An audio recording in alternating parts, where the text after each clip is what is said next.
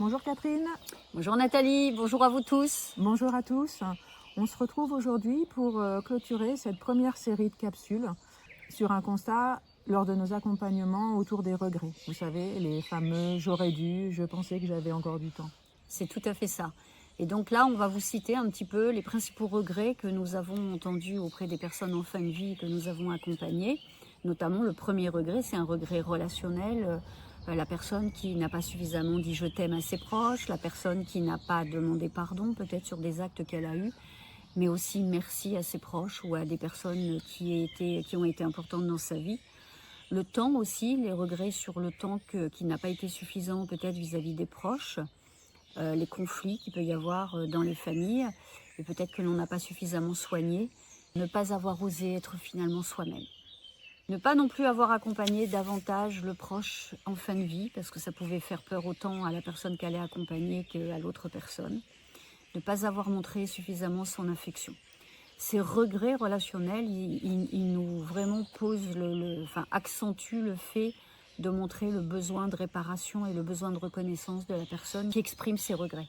Je repense justement dans ce contexte à cette jeune femme que j'ai accompagnée, la fille d'une patiente, qui était au bord des larmes dans la chambre. On est allé discuter à l'extérieur et elle me disait « mais je suis forte devant maman, je ne veux pas craquer devant elle, il faut que je lui montre que je résiste ». Et je me dis « mais pourquoi vous pensez que ça pourrait la déranger si elle ressent que c'est compliqué pour vous, que c'est triste et que ça fait mal ».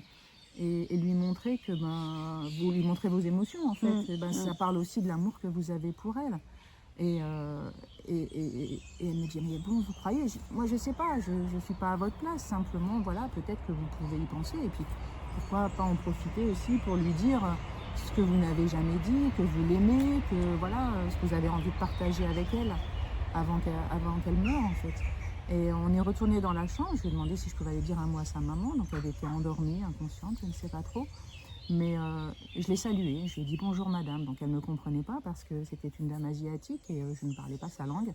Et en entendant ma voix, elle a ouvert les yeux, son visage s'est décoré d'un joli sourire et elle m'a saluée. Et sa fille du coup a saisi la balle au bond en disant mais elle n'avait pas parlé de la journée et elles se sont mis à discuter toutes les deux, mais c'était tellement émouvant, c'était beau. Et vous voyez, ces accompagnements, finalement, c'est autant pour nous faire grandir, nous, en tant qu'accompagnantes professionnelles, mais aussi pour cheminer, nous, sur notre propre finitude et notre intériorité, finalement. Et accompagner l'autre, c'est s'accompagner soi sur aussi des parties de nous qui sont questionnantes, sur lesquelles, oui, on se pose des questions, on se remet en question sur ce qu'on dit, sur ce qu'on fait, sur ce qu'on ressent. Et que bien évidemment, les accompagnements que moi, en tout cas, parce que j'ai démarré plus tôt que Nathalie, il y a 15 ans, sont plus les mêmes que ce que je peux faire aujourd'hui. Tu sais, Nathalie, justement, sur ces regrets relationnels, ça me fait penser à ce monsieur très, très âgé, parce que je pense qu'il avait pas loin de 100 ans, ce monsieur tellement gentil que j'ai pu accompagner, qui était au domicile, chez lui, et qui pleurait tellement il n'avait jamais osé dire à ses enfants par pudeur, de dire à ses enfants qu'il les aimait, tellement il était fier. Ils m'ont parlé avec beaucoup d'amour, en fait, que moi je voyais dans les mots qu'il utilisait. Et en fait, il n'a jamais osé leur dire qu'il les aimait, qu'il avait beaucoup d'amour à leur transmettre, quoi, et à leur donner. Et ça, même moi, je me dis, ouais, ça questionne, quoi.